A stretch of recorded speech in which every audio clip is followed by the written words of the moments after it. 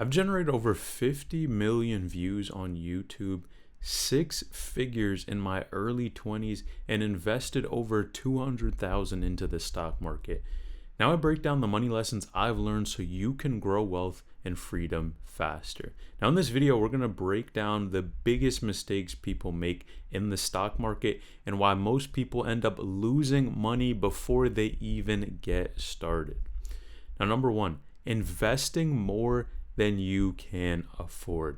Now keep this in mind. You have to remember this, super important. Whenever you're putting money into the stock market, you have to be willing to lose it. There's this idea that people believe that they're going to put money into the stock market and it's magically going to have return them and make them money in a very short period of time. Remember, beginners throw their money, right? Maybe rent money, emergency savings, whatever it is, maybe even bill money into stocks. And that is not the right approach, right?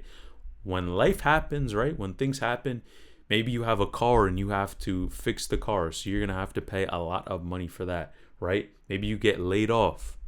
Maybe you have medical bills. They're forced to sell at the worst time, right? Think about it. You have a bill that's due that you need to pay. It's a large amount. And you say, okay, I don't have any money in savings. I'm going to go ahead and run to what I've invested in the stock market and save it. And this completely sabotages your entire wealth building over the long run, because literally the money that's supposed to compound over time and work for you in the long run, you're using it for these emergencies, right? So you definitely want to have an emergency savings, right? Something that will allow you to keep your money invested in the market long term. Right? So you don't want to have a short-term mindset. Now, number two, trying to get rich quick. There is so much noise on the internet about building wealth, right? You see so many young people, and it's funny I'm saying that, but you see so many young people, right? And just even older people in general talking about, man, you have crypto, you have real estate, right?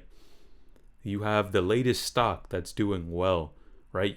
Oh, Tesla, Apple, Microsoft, all this noise, right?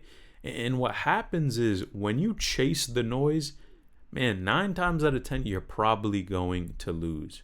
Here's an example, right? So you have to think about, for example, there are people who have lost money in crypto, but it almost feels like when you go on the internet, man, everyone's making money in crypto. Everyone's making money in NFTs, all these different things. But people a lot of times do not post their losses, right?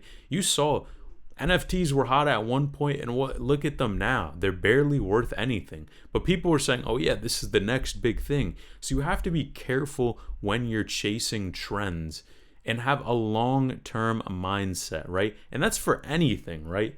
If you're building a business, you have to have a long-term mindset. If you're starting out on your career, man, think long-term. Don't just follow the trends, right, and what's going on, because it's easy to follow and it sounds really good. But when you look at long-term, a lot of times you end up losing, right? Do not buy into the hype, right? And a lot of times people buy during high times, and then things crash, you try to sell it, and you end up in a bad position, right? The market really rewards patience, right? Not gambling, right? So this is not a casino.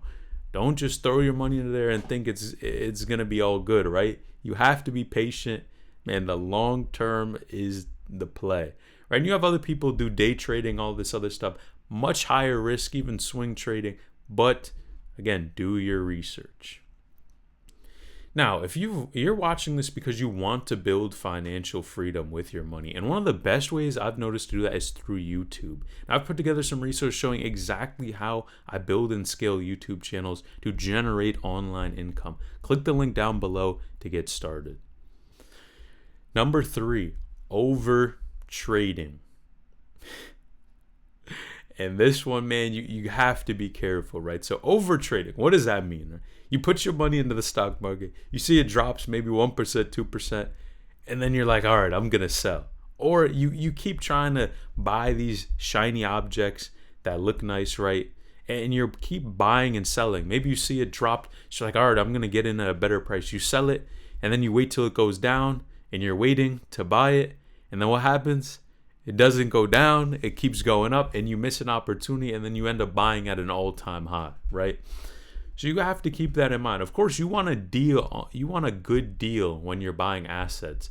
But over time, what you have to remember is over trading is going to destroy things, right? And that's why people always say, keep your emotions out of the market, right? Emotions will destroy your portfolio for sure. So you don't want to just base everything you're doing off emotions. Learn from the people who've been trading for a long time, right? You have Warren Buffett, Charlie Morgan, all these people who have solid advice that it might not be the get rich quick scheme, but over time, it is proven that, stock market can return about 7 to 8% annually, right? And if you do that year over year, you're going to build wealth, obviously slower than what some of these people may try to sell you online, right?